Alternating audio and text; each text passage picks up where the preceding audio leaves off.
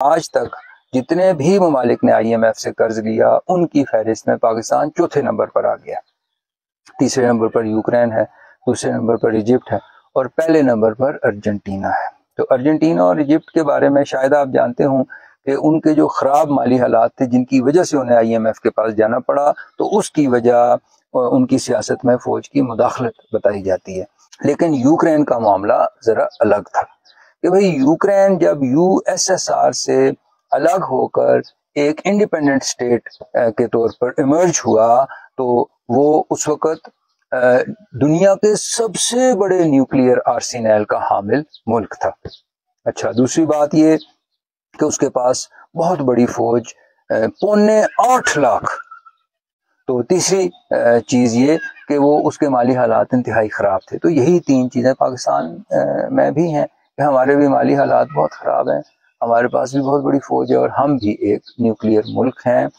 تو یہ وہ تین فیکٹرز تھے جس کی وجہ سے یوکرین کو بین الاقوامی جو تھانے دار تھے ان کے آگے گھٹنے ٹیکنے پڑے کہ جی ٹھیک ہے, ہم اپنے جو نیوکلیئر اثاثے ان سے دستبردار ہوتے ہیں, اس کے بدلے میں ہمارا خیال رکھا جائے. تو بین الاقوامی تھانے دار جو تھے انہوں نے خیال رکھنے کا وعدہ تو کیا, لیکن بعد میں کسی نے یوکرین کا خیال نہیں رکھا.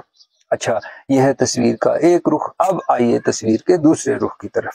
Institute of economics and peace ایک بین الاقوامی ادارہ ہے جو گلوبل پیس انڈیکس جاری کرتا ہے.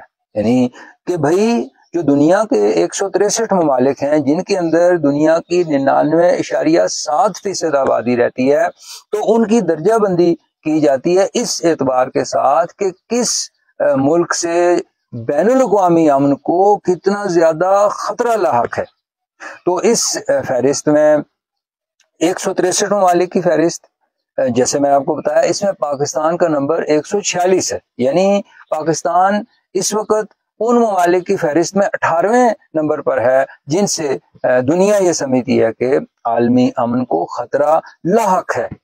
تو اس سے پہلے کہ ہم اس فہرست کو یہود و حنود کی کوئی سازش قرار دیں, تو میں گزارش کرتا چلوں کہ اسی فہرست میں اسرائیل کا نمبر 143 ہے.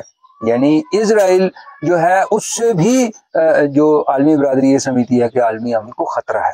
لیکن کوئی اسرائیل کا کچھ بگاڑ اس لیے نہیں سکتا کہ نمبر ایک یہ کہ اسرائیل جو ہے وہ مالی اعتبار سے بہت مستحکم ہے. نمبر دو کہ اسرائیل جو ہے اس کے لوگ جو ہیں وہ ان کے اندر انتہا درجے کا اتحاد ہے.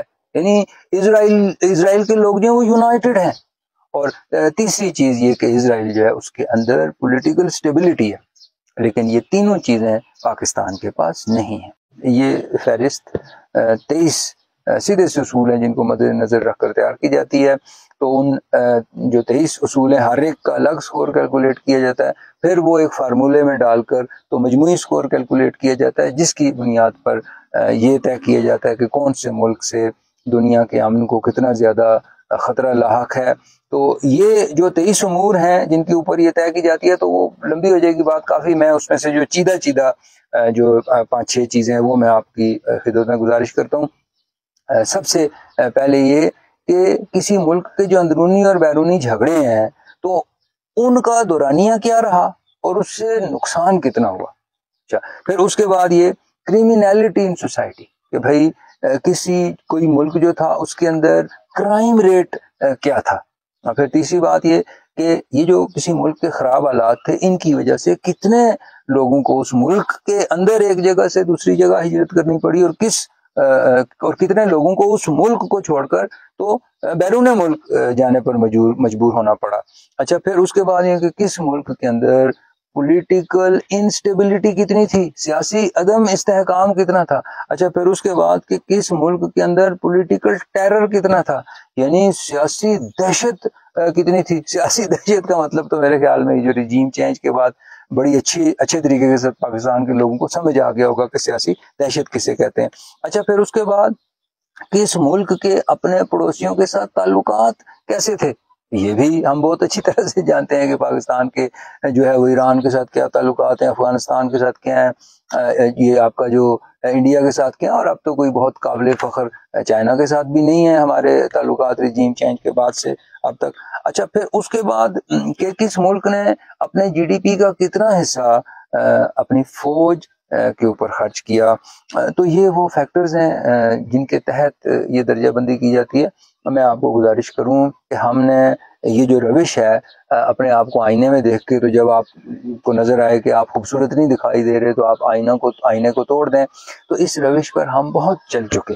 اب میرے خیال میں اس سے ہمیں باز آنا چاہیے۔ میرا ایک شعر ہے، آئینہ توڑنے سے بہتر ہے خود کو تھوڑا سنوار کر دیکھو۔ تو آئیے آپ خود کو تھوڑا سنوار کر دیکھنے کی کوشش کرتے ہیں، کیونکہ مشکل نہیں ہے بھائی۔ اگر آپ چاہتے ہیں کہ آپ کے حالات ٹھیک ہوں، تو وہ تمام فیکٹرز جن کی وجہ سے یہ طے ہوتا ہے کہ ہمارے حالات خراب ہیں، انہیں آپ ٹھیک کرنے کی کوشش کر دیں، تو آپ کے حالات خود بخود ٹھیک ہو جائیں گے۔ اور اگر آپ نے ایسا نہ کیا تو پھر یہ تو آپ جانتے ہی ہیں کہ کیا ہو سکتا ہے اور کیا ہونے والا ہے۔